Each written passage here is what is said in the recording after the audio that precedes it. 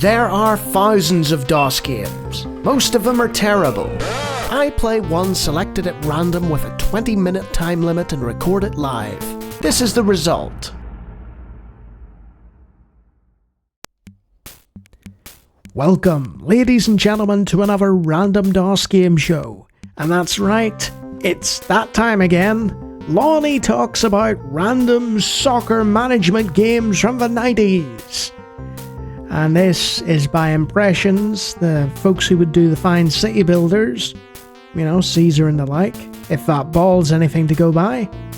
And Ultimate Soccer Manager, designed by David Lester and Neil Sumsian, I guess, is a bit different from your standard manager. I'll start a new game and select a team. Oh, look at that. Unlike a lot of management games, in this one, you can select anybody from like the 3rd division or conference all the way up to the Premiership. In the likes of Premier Manager, you were stuck down in the lower leagues and you had to work your way up. So let's select Chelsea and you get a choice of starting cash. Let's pick 5 million because why not? Commercial game is on, music and sound, rigging is off. Now this was a feature that was very, very interesting and didn't appear in a lot of subsequent management games. You could rig matches. You could offer bungs, you could, just do nefarious things. And as everyone knows in this day and age, money doesn't run football, and there is no rigging or match bet fixing or anything like that in the modern game. This is a fantasy game. The use of real names for players, managers and clubs does not imply and should not be taken to imply either that any players blah blah blah blah blah. Okay, yeah. Your name, Lawnie McLawnface. There we are. Oh, thank goodness. I was wondering if it was going to have just that music the whole time. So, you're looking at this initially and you're thinking, hey, who put Transport Tycoon in my game? It's got this isometric perspective of the stadium. There's some random people wandering around. But as you hover over things, you can see that you can go into these places. So if we hit the manager's office, for instance, we're now taken into a very nice, facsimile of an office. We can get on the old telephone.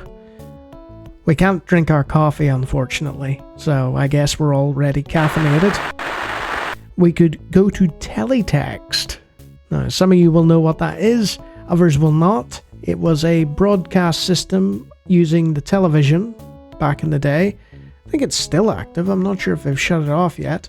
It was like a precursor to the internet. You'd type in numbers on your TV and receive information in the form of text.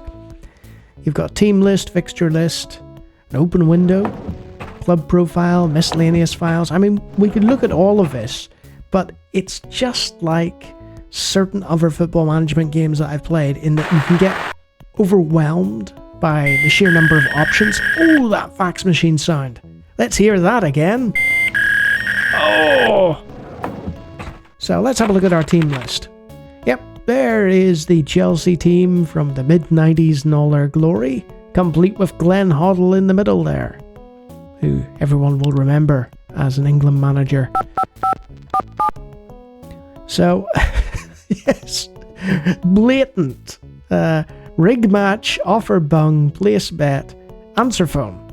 No phone calls received. Okay, let's have a look at Teletext. Oh, look at that. It's impressions text 300. And we can look at that, and you'll see all the colors at the bottom there. Your remote control would have color-coded buttons on it that you could press as sort of shortcuts. So let's have a look at the fixtures. Premiership. So we're playing Aston Villa next. This is taking me back. I used to play a game called Bamboozle on here. I can't remember if it was Teletext or CFAX. Those were the two services. And it used to be a sort of quiz. But yeah, that's nothing to do with the game. Now, obviously, there's no form at the minute because there have been no results this week. Nobody's played anything. You can just hit escape to get out of that. So that's cool. Let's have a look at the old fax machine. We've got transfer lists, few faxes. Your rates for the year will be 1 million, which is payable at 19 grand per week. Okay. So, how do we exit this? Oh, right. If you right-click, you'll be able to just head back to the main screen. It's a shortcut button.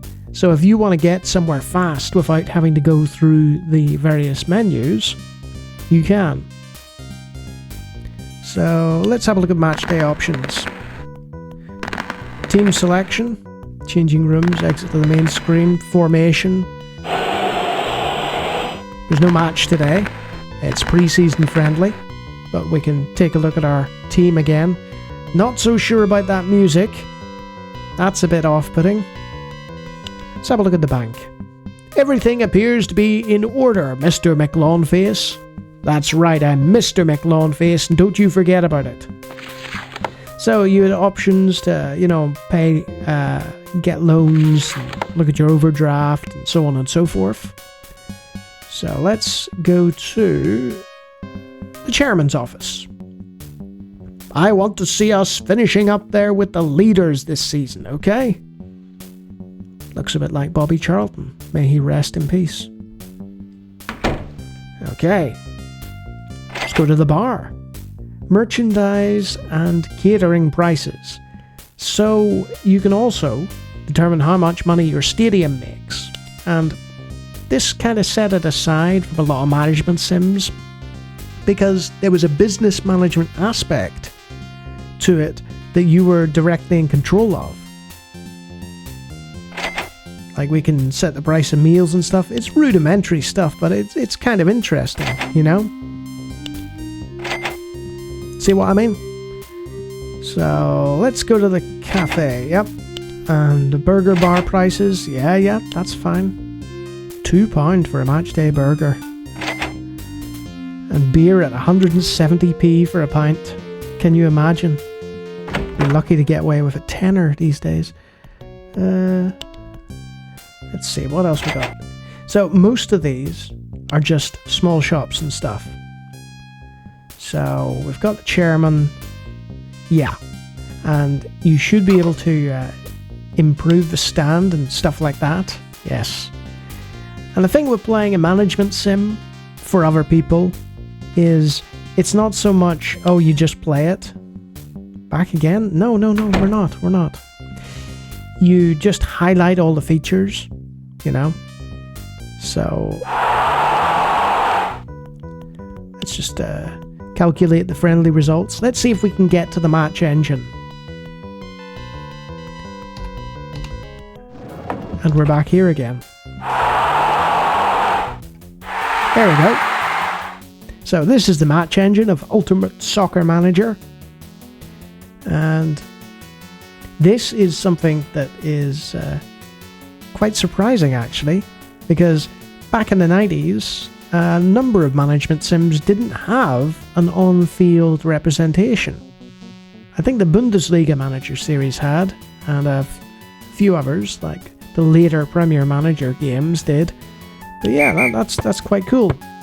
Yeah, it's like a top-down goal/sensible world of soccer style representation. This would be improved in the sequel. Bashanu kicked Clark. Clark is hurt. Yellow card. Poor Steve Clark, who would of course go on to be a decent coach in his own right. Are you okay to continue, Steve? Let Glenn Hoddle take the free kick. Well, Glenn, that was very poor. You just gave Aston Villa the ball. Fortunately, we have Dimitri Karin in nets, so it's not that bad.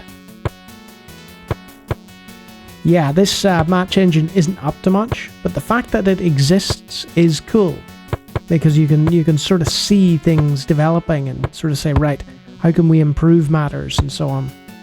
And yes, you can speed things up. So if we hit the subs button, and the next time the ball goes out of play, we can have a look. And we can see there's Clark. We've got Rocastle, Peacock, and Stein.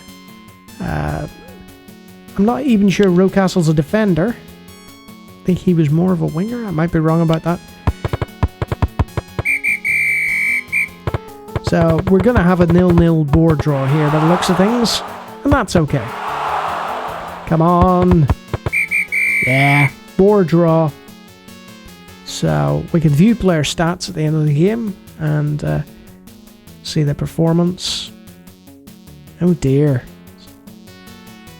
I think PF is performance. So Nigel Spackman had a terrible game. Rocastle was put in the wrong position and had an even worse game. Hitchcock was appalling. Isn't Kevin Hitchcock a goalkeeper? Why was he my number 2? Uh-oh. There's something seriously wrong there. So, I'll just head out of this. And I think I'll leave it there. Not because it's a bad game, but anybody who's played the sequel, or Ultimate Soccer Manager 98, I believe it went up to, this is just sort of setting the stage.